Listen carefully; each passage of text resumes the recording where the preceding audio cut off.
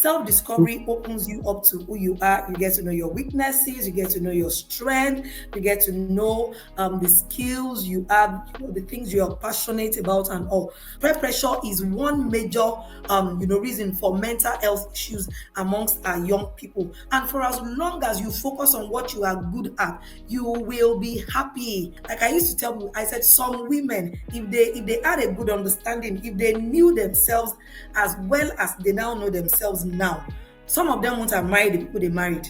They'll be like, no. You are water, I am oil. We cannot mix, so your aspirations are different from mine. But when you don't know who you are, you won't know what to do.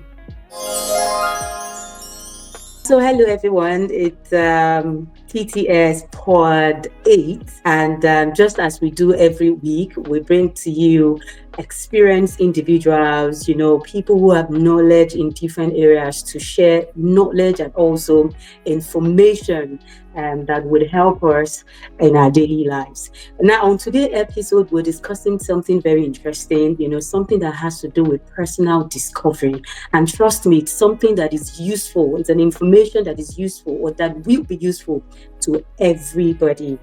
So with me here, I have somebody, and not just somebody, she's an interesting person, and she has an experience when it comes to self-development.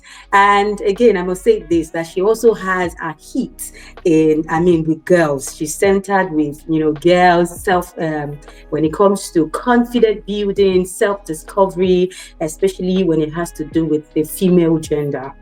So please allow me to welcome Seun Ayanfeoluwa, if I'm pronouncing it properly. Yes, you tried.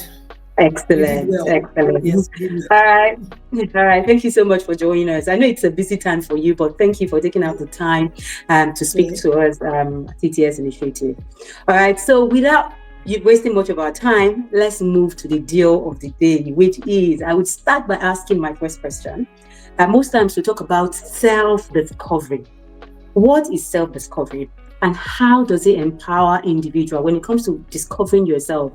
How does it really empower individuals, give confidence? Okay, thank you very much. It's quite nice, being a guest on your podcast.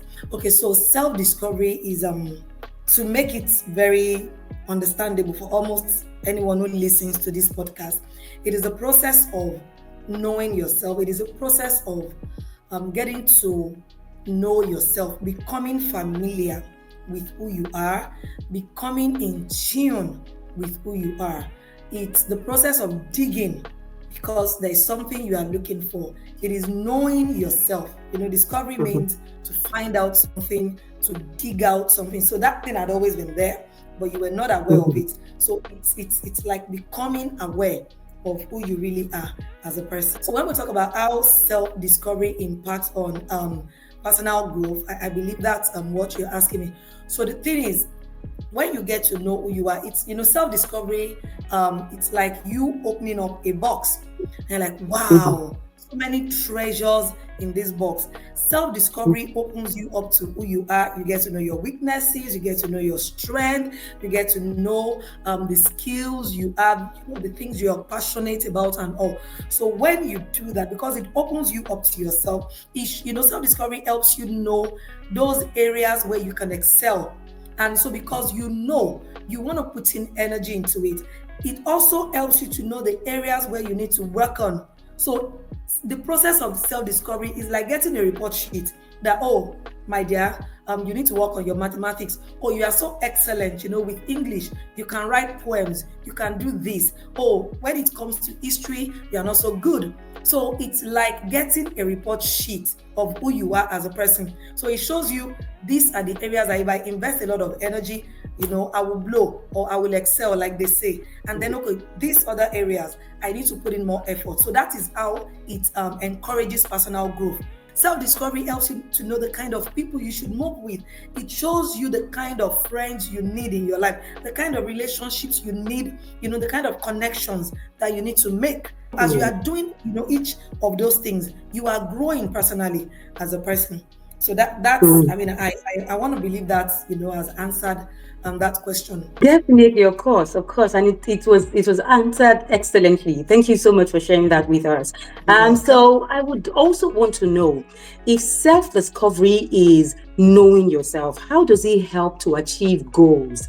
I mean, one's goals, one's dreams, and one aspiration. How does self-discovery helps in the achievement of these goals? We had a mentoring session with our girls, the girls in the Sparkling Nest community. We had a program for them in December, and then those whose parents eventually enrolled them in the community. So the focus of the program was New Year, New Me. And one thing we were very particular about was teaching them, emphasizing the need for them to grow every year by setting goals. But one thing we kept on emphasizing is that your goals must be relevant and meaningful to you. So you don't just set goals in isolation. Your goals must be in alignment with who you are.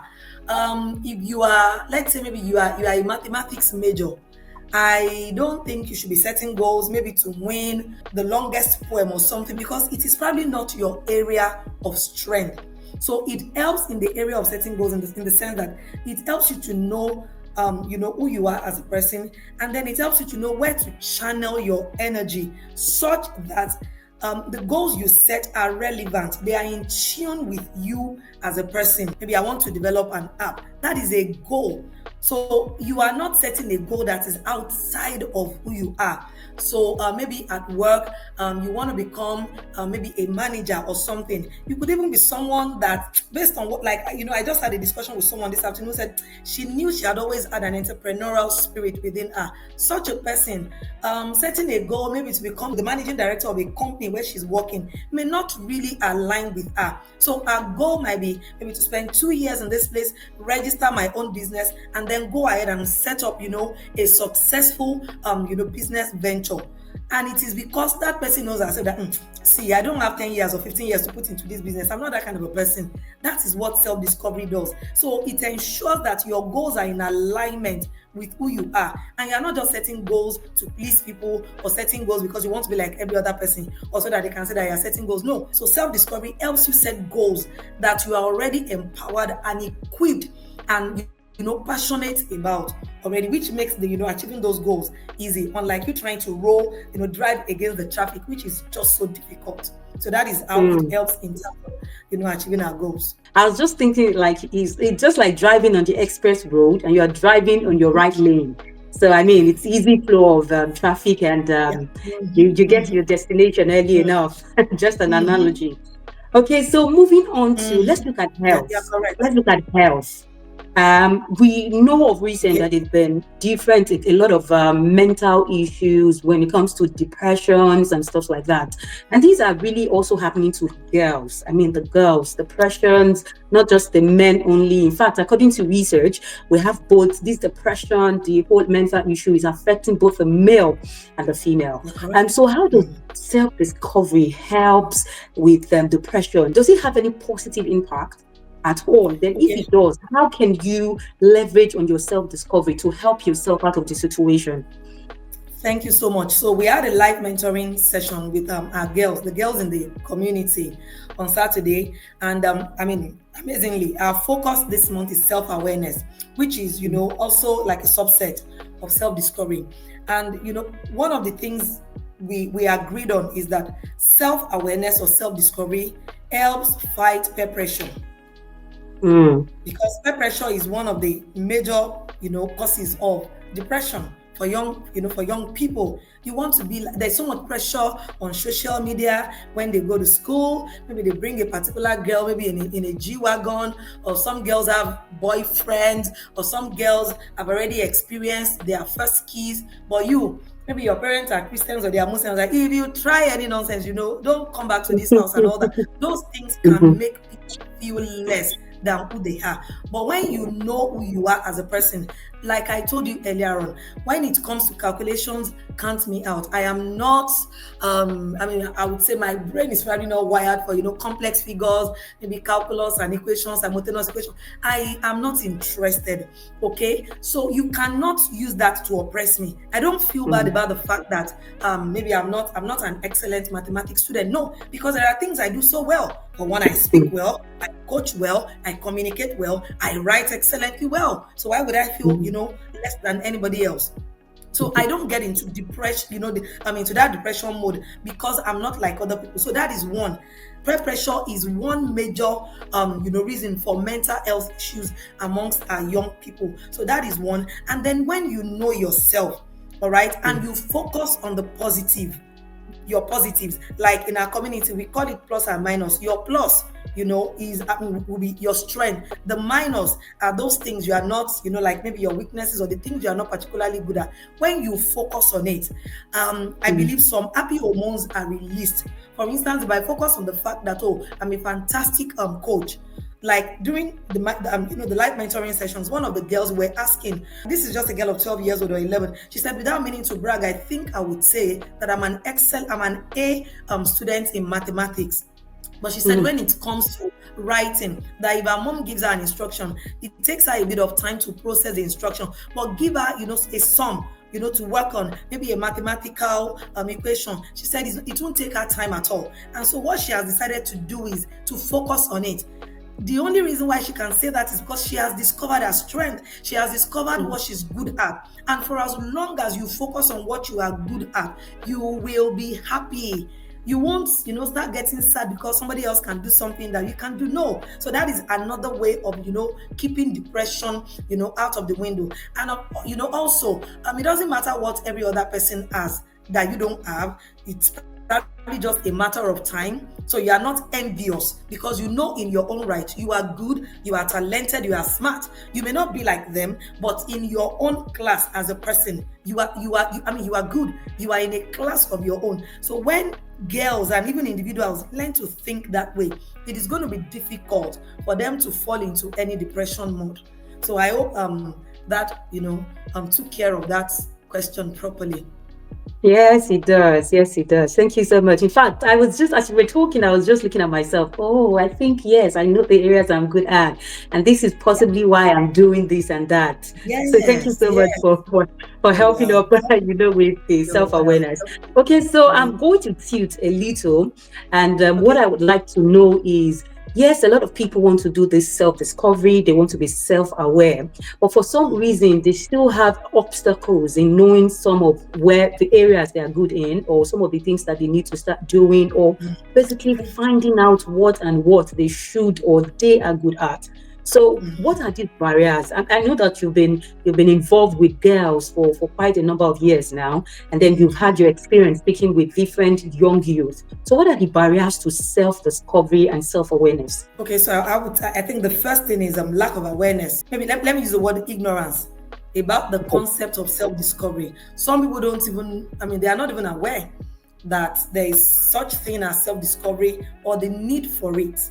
So that's a major barrier, and which is why we're trying to create awareness on the self-discovery crusade amongst parents that see whatever you do, send them to the best school, do this, do that. But please ensure that these girls, they know themselves, because this knowledge of who they are is going to help them to make the right decisions, even when you are not there. Like I was telling someone today, I said, when gold knows it is gold, gold will never frolic with maybe stone or maybe wood, because gold knows what it is. All right, gold knows who it is and what it is. So that is one of the barriers. People not being aware of the concept of self-discovery, and not knowing that there is need for them to actually know themselves. And then so I think another barrier would be peer pressure, because everybody wants to be like everybody else. Someone sees you, oh, I love your hair. They want to wear a face cap like yours. They want to wear, look at our length, our frames. We both wear glasses. Your frame is different. Mine is different. I admire your frame, but I love my frame because it suits my face. But unfortunately, A lot of people just want to, move with the Joneses. I want to be like you, syndrome or mentality, all right, will prevent people from discovering who they are, because they don't believe there's anything to discover in themselves anyway. So they just want to be like every other person. Then the parents who are raising the children we have now, most mothers don't know who they are, most fathers don't know who they are. Like I used to tell people, I said some women, if they had a good understanding, if they knew themselves as well as they now know themselves now, some of them won't have married the people they married. Just be like, no. You are water, I am oil. We cannot mix, so your aspirations are different from mine. But when you don't know who you are, you won't know what to do. So lack of awareness at home. I don't know if schools are speaking enough about it. And then wanting to be like every other person will keep you fixated on that person as against discovering yourself. So those are the three issues I would say are like barriers. I would also like you to share, because I know, again, going back to your history with female, coaching the female in self-discovery and self-awareness. I would like you to share a story with us. Is there any story at all that has helped any female in the past, that has moved them from, the way they used to be before to a better stage? And while sharing your story, I would also want to ask that for those who are ready to take on this self-discovery, are ready to get serious with it, is there any age to self-discovery? And then what are the likely steps that they should take in self-discovery, discovering who they really are? Okay, so let me start with maybe the second question. Number one, there is no age barrier to self-discovery. As little as 3-4, we should encourage our children. You may not necessarily maybe enroll them in any community, but at home, which is where the parents also being self-aware is very important. So I was in the States recently. I went on family vacation and all, and I was observing my nephew's son. Just looking at him, he has a mind of his own. He knows exactly what he wants. He loves to show off. For instance, maybe he arranges his logo in a particular way. He will come and drag me. I need to show you something. See what I made. See what I did. That is a sanguine. That is someone whose love language is words of affirmation. And then, of course, he's a very focused child. He loves to get things done. When he's busy doing something, he doesn't want to be distracted. He has a strong personality. So those are things. The child is already defined. He already has his traits and personality. So it is possible for a parent to keep saying, leave me alone, I'm tired. You've only arranged Lego, I don't have time for it. That child is telling you words of affirmation. So there were days he would tell me, Auntie Seun, sit with me, play with me, let's arrange this together. Quality time is love language. That is part of self-awareness. Do you get the point I'm making? Parents paying attention. He's just 3. He'll be 4 in May. But because this is what I do, I was able to, I paid attention. And then he has a younger brother who is easygoing, doesn't like stress. We were comparing when the brother was, when he was the brother's age, he will cry and cry and cry because he has a strong personality. This brother is a baby. He's going to be 1 in May, all right? As young as that little boy, as tiny as he is, he has his routine. By 7 p.m. or by 6, he's already fretting. He wants to take his evening shower as a baby. And by 7, he sucks the breast and then he goes to sleep. He wakes up 4 a.m. without fail. That is someone who is going to be more of a routine person. If the parents need to pay attention so that they can help him channel that in the right direction. More of it is now being done by, whoever wants to discover. But parents should be at the foundation. They should be, they should be the ones paying attention so that they know, oh, this child is going to be focal. Oh, this one is going to talk a lot. Let's help him channel. Let's help her channel. So there is no age barrier right from when they're infant or toddlers. You can already see some of those signs.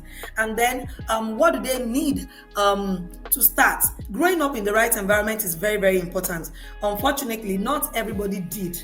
Okay, in the generation that some of us, were born, nobody was paying attention to self-discovery, nothing. They just sent us to school, go to university, do this, do that. So there was nobody really paying attention. So for somebody who is already an adult, your starting point will probably be introspecting, paying attention to yourself. observation, reflection. That is what it does. Ask yourself, what do I love to do? I love to talk. I love to engage people in this kind of conversations. I don't love to sit in long meetings. I don't want to read documents. I'm not an administrative person. I'm a communicator. So I started asking myself, okay, so what do I love to do? So introspection and reflection, and then asking people. Like, someone came over today and the person was saying everywhere she walked, we were like, wow, you're so good. You're so good. I mean, you can sell anything.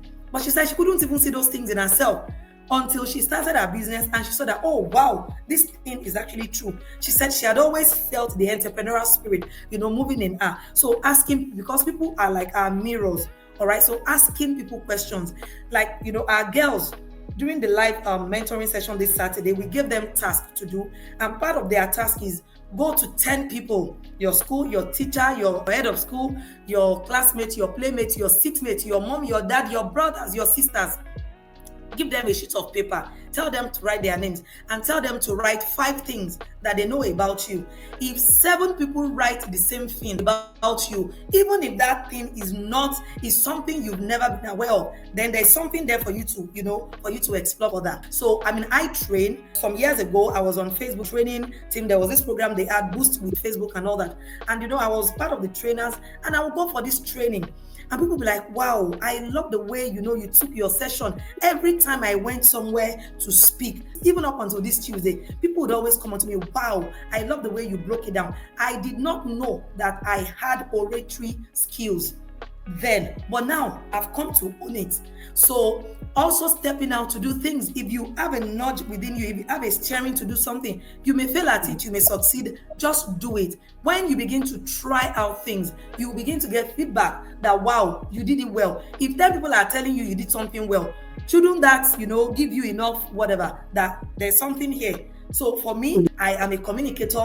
Communication is one of my strongest, skills and all that. So asking people questions, all right? People who love you, not those who are beefing your gift and your talent. So trying out things, all right? And then introspection, reflection, sit down. What do I do well? Get up and do. Thank you so much, Seun Ayanfeoluwa. Thank you so much for sharing your knowledge with us. Trust me, it was quite impactful. Even myself, I've been able to learn 1 or 2 things. And guess what? I'm going back to my book to note some of the things I know that I'm more good at. And thank you for sharing once again, and thank you for coming to TTS Initiative. Unfortunately, this is where we would have to say bye to our guest. But thank you so much for coming. And trust me, I think we would have you come again, soon or later. So please, we're still pretty much in your email. We're still pretty much in your contact. All right. So thank you so much, guys. This is where we draw the curtain for today's episode of TTS Initiative Podcast, episode 8. Join us another time, same platform. We'll bring you another interesting guest and experienced guest to share 1 or 2 things with us. So bye for now. Bye.